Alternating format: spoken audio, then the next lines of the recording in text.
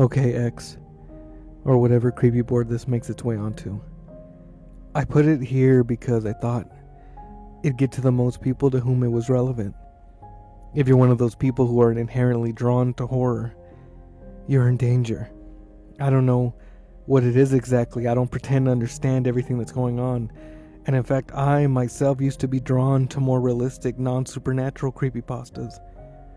But that was, well, let me explain. About a year ago, I was up at 3 a.m. You know, that part of the night where you're so deep into it feels like it'll never end. Anyway, I was up clicking around looking for a good creepypasta I hadn't read before. Really getting myself freaked out. You know the feeling. I'm sure you like that feeling. That's the problem. Anyway, I'm reading and I hear pattering. I hear a pattering sound coming from the kitchen. I had a cat, so just assumed it was her, but then I glanced on my bed, and my cat is there. Now, I've been freaking myself out for a while here, so I was nearly trembling with fear as I opened my bedroom door. I live alone in a single-bedroom apartment with just a bedroom, a kitchen, a living room, and a bathroom. My bedroom door opens up to the kitchen. It was pitch black. The moonlight gleaming off of the linoleum. I strained my ears and I listened. I heard nothing. I admonished myself for being a fucking pussy. It was just random house noises, right? Or maybe a fucking mouse in the walls. I was about to turn around and head back into my room when I heard it again. And I saw something scatter across the linoleum in the kitchen, heading for the bathroom. It was small, but it was definitely not a rat. The limbs were way too long. The torso was far too high off the ground, and the way it moved quickly but so awkwardly. In another circumstance, I might have laughed at it. As it was, I was scared shitless. So I basically freeze for like 10 minutes. It was the size of that thing that convinced me to move. No matter how weird or fucked up it was so much smaller than me. It couldn't have been dangerous, right? So I pop open the bathroom door. Before I turn on the light, I do a quick scan. Nothing. I flick the switch. I look around, still nothing. I look at the ceiling even. I throw the shower curtain open, nothing still. What could it have been? My mind started inventing explanations. It definitely had 4 limbs. Maybe it was a big-ass spider who had lost 4 of its legs somehow. That could explain the awkward movement. It was good enough for me. I was about to go back to bed when I thought on a whim to use my broom to poke behind the toilet, between the wall and the base of the seat. When I did, I hit something solid, and it scurried out. It looked like a tiny human. It was pale white, pale as a maggot, with dirty gray streaks running along its skin. It moved on all 4s with long, thin fingers that grasped the ground. Its skull was completely bald, and it had no eyes, and the skin looked like it had been torn away from the lower half of its face, leaving the exposed teeth and gums. It looked up at me. Well, pointed its face in my general direction. Anyway, and then scurried, quick as fuck, up the side of the bath and down into the drain.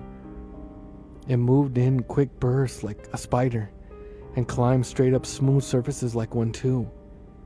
After it disappeared down the drain, I just stood there frozen, broom handle still in my hand, for a good 5 minutes.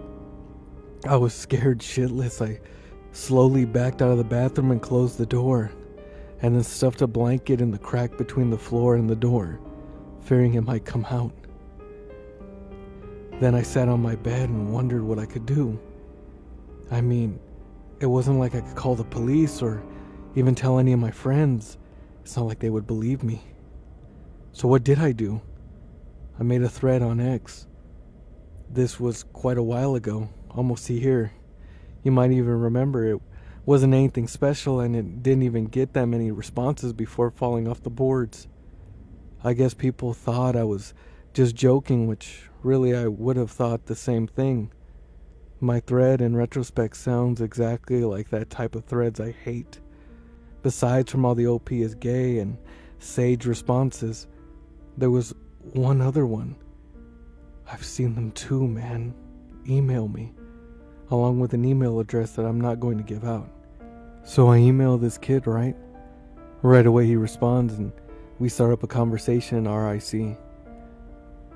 He introduces himself as John and basically tells me a very similar story. One night a few months ago, reading creepypastas, heard a noise, got up, and saw the small pale man. He was a bit bigger. He said it was the size of a cat. But he also told me one other thing. That I'd be seeing more of them.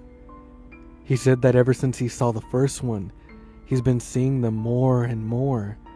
Out of everywhere, even in the street during the day. They were everywhere, he said. And once you noticed the first one, it got a lot easier to see all of the other ones. He had no idea what they were, and he hadn't figured out their behavior yet. He said that usually when he saw them or heard them in his own home, he was reading creepypastas. So they usually freaked him out, something awful. But he said never actually seen them do anything terrible, just scary out of sight. But he said some got pretty big, and not all of them looked exactly the same. I still didn't sleep that night. But over the next week, and those that followed, I found that I did get used to them. I'd glimpse them out of the corner of my eye, or see the retreating rear end of one crawling into a gutter pipe, or see their tiny faces staring out at the street from the sewers. Some, it seemed, weren't even trying to hide. I live in Providence, Rhode Island, which is a small city. On my way to work one day, I take the bus. I was looking out the window and saw a pretty large one, as large as a medium-sized dog, trotting along the sidewalk. People were just walking by it. Actually, I think a lot of people saw it as a dog. One man stopped to scratch his head. I'd always email John and tell him about all the appearances I saw. I even tried to catch some on camera, but they always heard the mechanical whirring and darted away before my camera can take a picture.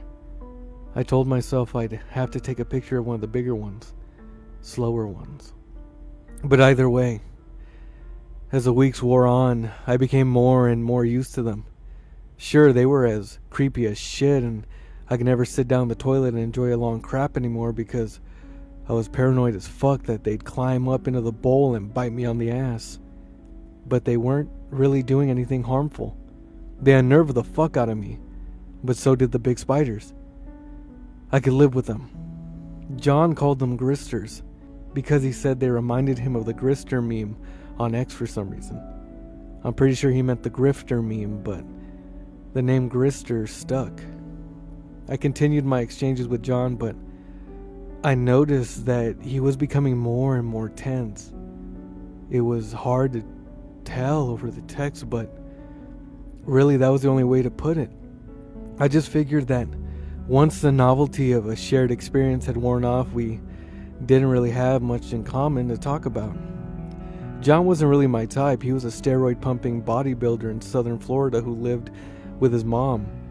But we started discussing Grister behavior, and he said his were starting to act a bit more differently than the other ones I saw.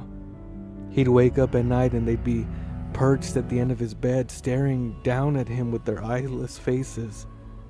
They wouldn't scurry away anymore. He said he woke up one time because one of them had actually started touching his face. That seemed unnerving. This whole time I had been putting out inquiries on the internet to see if anyone else had experienced the phenomenon. I couldn't be the only one, but no one came forward. On X, most of the threads about the subject got saged, so eventually I stopped asking. But I have an inquisitive mind. I wanted to know what these things did, what exactly they were. I even wanted to capture one. I left out food and mouse traps, but none of those things ever went for it. My cat would notice them, though. She'd hiss at them and even chase them a couple of times. All those times I'd seen her do that and assumed she was being a dumbass cat, chasing a nothing. One night, I was walking home from work alone. I work at a call center for a police charity, and my house is about 6 miles away.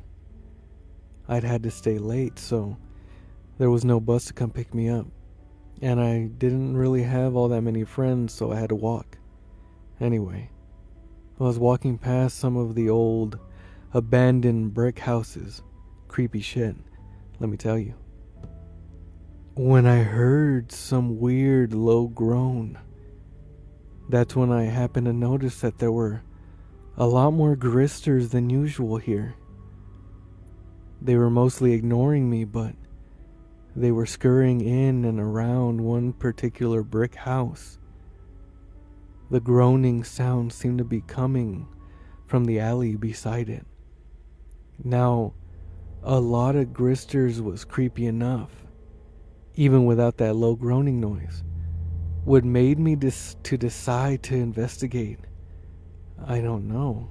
Morbid curiosity. I'm always looking for some creepy gore to post on the boards. I thought that maybe that the groaning was some kind of wounded animal. So I approached the side of the house, noting that the windows were boarded up. The groaning, I should have known then, it was no animal. It was low, creaking, gurgling sound. It didn't sound like any fucking animal I knew.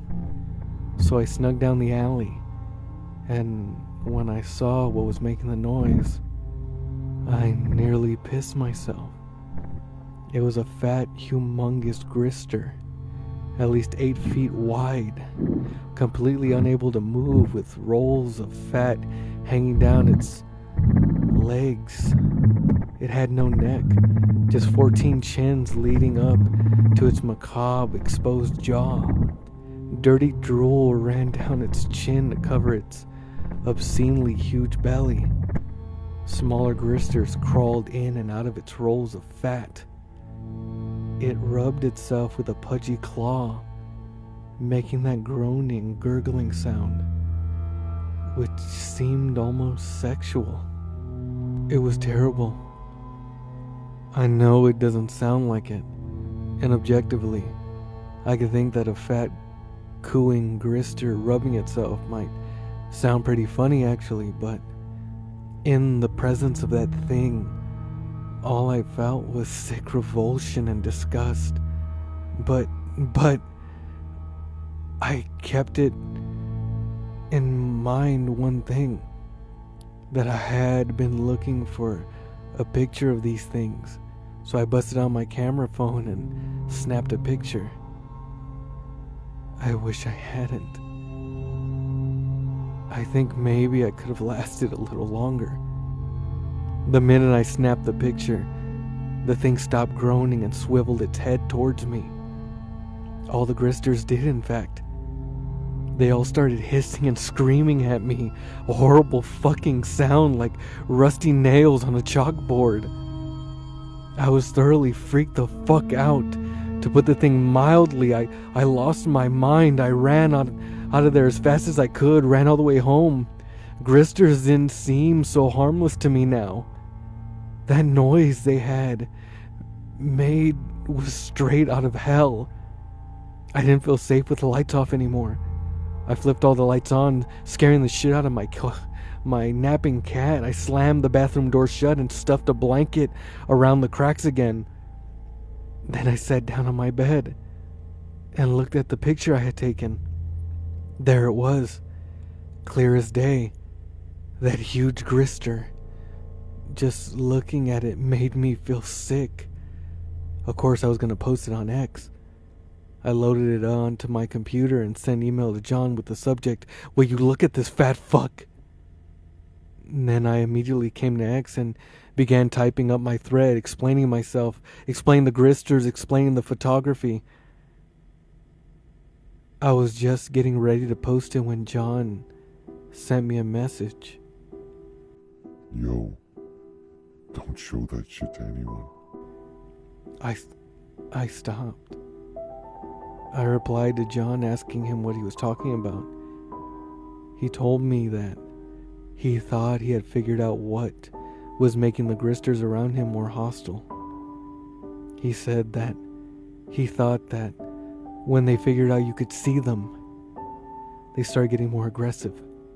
He showed me scratches he had all down his arm from them clawing at him at night. He said that he'd seen a lot more of the bigger ones hanging around his house at night. They watched him through his window. They knew he could see them. They didn't like that. And now I was pretty sure that they knew I could see them too. So what did I do in the end? I didn't post the picture. I wasn't too intimidated, but probably saved a lot of you. I didn't want to trigger anyone else into being able to see these guys if I had dangerous consequences down the road. I didn't notice any behavior changes right away for a while. In fact, for about 2 weeks, the Gristers acted just the same way they had been before. I was beginning to think that John's problem was his own thing, and that the Gristers didn't know or didn't care that I could see them. And then things started happening so fast. I woke up one night and there were 4 of them just perched around my bed, staring at me. I freaked the fuck out and swept them away, and they just hissed that terrible noise at me and ran away. I emailed this to John, who I hadn't talked to otherwise. He didn't respond. We hadn't talked since I told him about the picture, and even rarely before then. After 2 days during which the Gristers began touching me in my sleep, I got an answer. John was dead. His brother had the password to his email and was letting all his internet acquaintances know. He had committed suicide, sliced open his wrists in the bathtub. John didn't seem like the type to commit suicide to me. Had things with the Gristers really gotten that bad that they drove him to that? We didn't really even know each other very well, but he hadn't mentioned anything to me. His brother said he hadn't left a note. I gave him my condolences. Now I had no one to talk about this. I started looking online for more references or anything. All the while the Gristers were getting more and more aggressive. I'd look over my shoulder and there would be 1 or 2 on the windowsill, just staring at me. One time I opened the door to my apartment. I live on the 3rd floor, and there was one about the size of a large dog, staggering around at the bottom of the stairwell, pale face flashing in and out of the darkness, baring its teeth in a growl at me, pale limbs flashing as it bounded up the stairs. I slammed the door shut. I didn't want to go to work that day. Then I saw it on the news. That house that I had seen the fat Grister at. I would have skipped right past the news story had I not seen the picture of that house.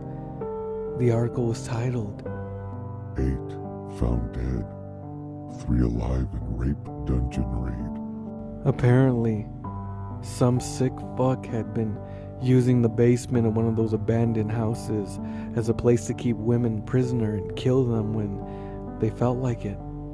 It was a terrible fucking story, but one of the things one of the survivors said really struck me. We were just so terrified all the time. We never knew when he was going to come in and decide to kill one of us. when he was going to really hurt us while raping us. We were just so terrified all the time. Terrified all the time. And the Gristers had been all over that place. And when I first saw one, I had been reading creepypastas and pretty freaking out. Same for John. Were these things drawn to fear? Then I read that 2 of the survivors were being sent to a mental hospital for hallucinations. Did they see the Gristers? I stopped sleeping. I didn't want to wake up to those things staring at me. I stopped eating too. Whenever I wasn't at work, which was more and more often, as I called out many times when I saw Gristers bigger than a cat sniffing around my building for me. I was locked in my room trying to hunt for information on the internet about these things. I just couldn't find anyone who has actually seen them. The Gristers were getting more violent. They were starting to scratch at me and bite me in those few scant hours that I actually did nod off to sleep. I'd always freak out and sweep them away, and they'd just hiss at me. After about a week of this, I came home from work and found my cat dead. They had peeled off all the skin away from her skull, giving her a look of shock. I quit my job. I cried for days. I don't have many friends, and I really love that cat. They're not stupid. They don't talk. They act differently towards us, but they do have intelligence. I went out for food last week. It was the last time I will ever go out. I was sitting at the downtown bus station, shivering, looking all around me for Gristers when the bus approached. I got up to get on, and out of nowhere, a Grister the size of a normal human just bent over and walking their weird loping gait slammed into the back of a woman next to me and threw her in front of the bus. She had no chance. I saw her slide under the wheels of the bus. I saw her blood and ruined organs squeezed out of her mouth like toothpaste. Everyone freaked out and panicked as people rushed to her aid. The Grister turned towards me and grinned. I dropped my groceries and screamed, running back to my house, sobbing all the way. They're toying with me. And that's when I finally realized why there wasn't anyone I could really talk to about the Gristers. How many times when people commit suicide do you hear it reported that they were suffering from hallucinations? Read the reports of people who have been in terrible, frightening situations, like that rape dungeon or war. How many of them suffer from hallucinations? Sure, a lot of them are actually hallucinations. Some of them are the Gristers. And eventually they figure out that you can see them, and they start fucking with you. And I don't think everyone who they kill is driven to suicide. I don't think John committed suicide. I think they're smart.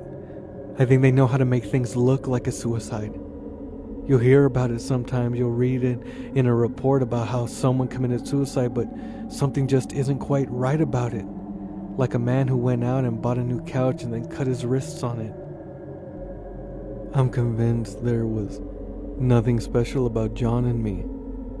I don't think there's anything special about anyone who sees these things. I think you're just more likely to see them when you're really scared, since that's when they're drawn to you. I could hear them right now. It's about 3 a.m. Sounds like a really big one is outside my apartment door. Sounds like they're trying to gnaw its way through the wood. And so I'm taking the easy way out. I'd rather have a nice sharp knife slice my arms open than have my skin torn by those teeth. So please, please, this is my warning to you. Stop reading creepypastas. I know you love it. I know you love frightening yourself. But you've got to stop. Every time you read it, every time you get that feeling of dread in your stomach, you're drawing the Gristers to you. If you don't stop reading, at least please, Never check out those sounds in your house. When you do,